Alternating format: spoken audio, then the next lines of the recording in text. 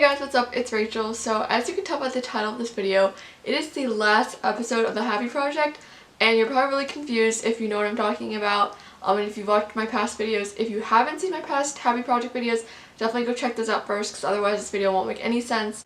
So if you've been here from the beginning, you know that I said that I would be doing the Happy Project for the whole week of June, and I was technically supposed to post a video last week. In this video, I'm going to be explaining why I didn't post and what's going on with the Happy Project, and also some of my final thoughts on what I thought went really well, what I didn't really like as much, and just like what I learned in general.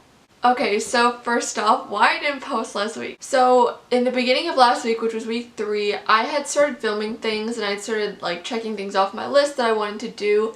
But at some point in the week, and even in the beginning, even though I filmed those things, I kind of got like, I didn't feel like filming what I was doing. The main reason why I did the Happy Project wasn't to just like film a video, but it was just because I was doing this because I wanted to, and I just wanted to share what I was doing. And it didn't really feel authentic if I just like pretended to keep doing it, or like I just forced myself just purely because I wanted to post a video. During week 3, I like kind of reflected and I was like, honestly, I think the Happy Project has done its job like for me and for my life in terms of what I wanted to get out of it. There are still things on the list that I had originally planned but I didn't end up doing yet, but there are also things that I do plan on doing throughout the summer. For some reason for me, like filming these things starting in week 3 started to feel more of a burden as opposed to like me genuinely enjoying what I was doing. The first 2 weeks were great. I didn't have any problems of like feeling like it felt weird to film what I was doing, or like me feeling like I didn't feel as invested in my actual activity. But those are the main reasons why I stopped filming the Happy Project, and I was debating like different things of whether I was going to continue anyway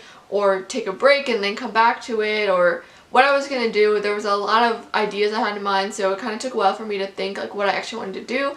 And I think at this point, I'm just going to be ending the Happy Project with this final video. There's always a chance I would like restart this again sometime in the future if I feel like I need to do it again. But as of now in my life, I feel like the Happy Project has done what I wanted it to do.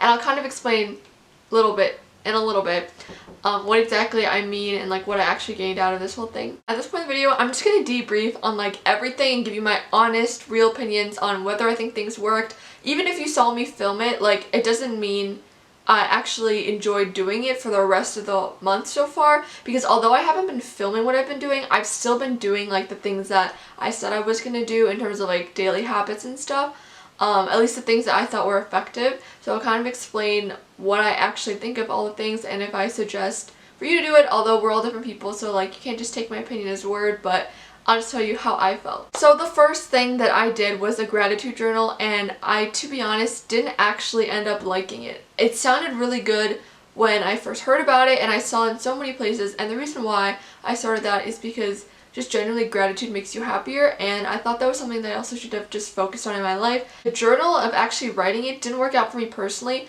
It felt really forced and awkward, and I didn't feel like I was actually being super grateful. I don't know. I did like pray a little bit like when I did the things, and I tried thinking about like why I was thankful for that and what it meant in my life that I was able to either have these things, know these people, stuff like that. But what ended up happening, kind of weirdly enough, even though I didn't do the gratitude journal like in terms of actually writing the things down, I was actually, I think, a lot more thankful in the month of June than I have been in a while in terms of just like daily thoughts. Like randomly I'll be doing something, or I'll be texting someone and I'll be thinking like, I'm so grateful I know this person and I have in my life, or I'm so grateful that I have this, or I'm so grateful that I'm safe and healthy, especially with all these things going around in the news lately. There's so many unfortunate things, and my heart goes out to those people, but I'm also just so grateful that I thankfully don't have to experience the things that other people do, which is really saddening, but that's just something that I was thinking of throughout the month. Overall, although the journal didn't actually work out, I think in terms of like what I wanted to get out of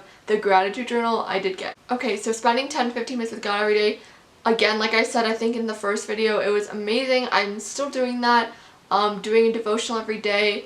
So my other video, I also found a Christian podcast. I've been listening to that more lately. That's also really great. So I'm really happy with, I guess, kind of how my faith is progressing. Not picking at nails, if you can tell. I don't know if my fingers have like been in this video, but like my nails are great. I did clip them because they were getting super long, and I was like, well, I don't want to break a nail, so I painted them, and they're nice and long, and it feels so nice to just like see them painted and like healthy. I don't know. Also, it just makes me feel so much better and satisfied. I don't know.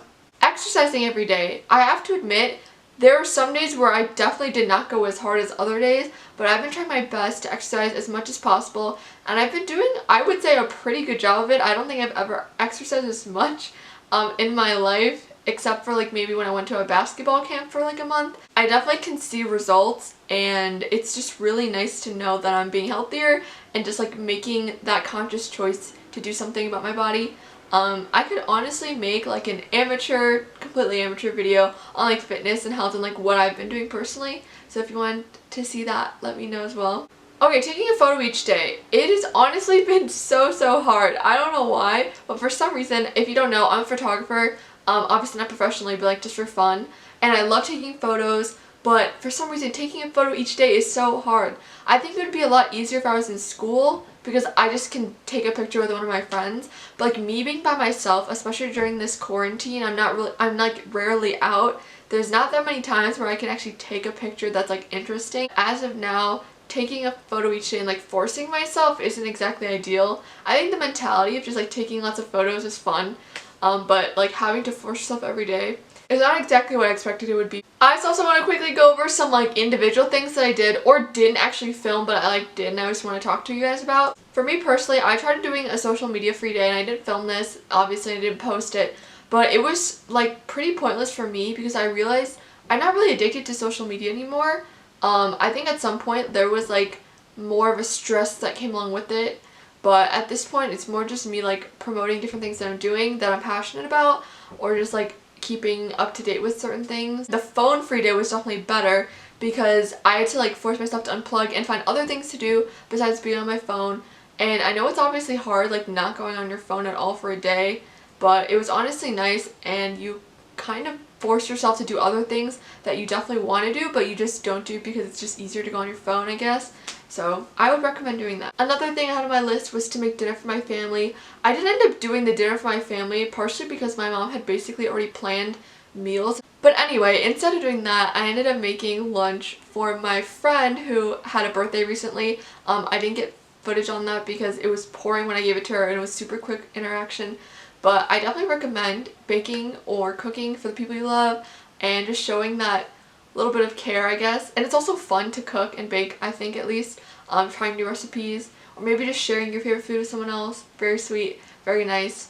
And I think, what's the saying, like, the way through your heart is food, or the food is the way to the heart, or something like that. I don't know, but totally true. If you've watched all my happy project videos, I just want to say thank you so much for watching. I hope you enjoyed them, even though it was cut a little short. There are going to be lots of more exciting videos coming up. I have so many ideas and I'm really pumped to film all of them, so definitely look out for that. Okay, I think that's it, so I'll see you guys in my next video. Bye! Dance with me, dance with me.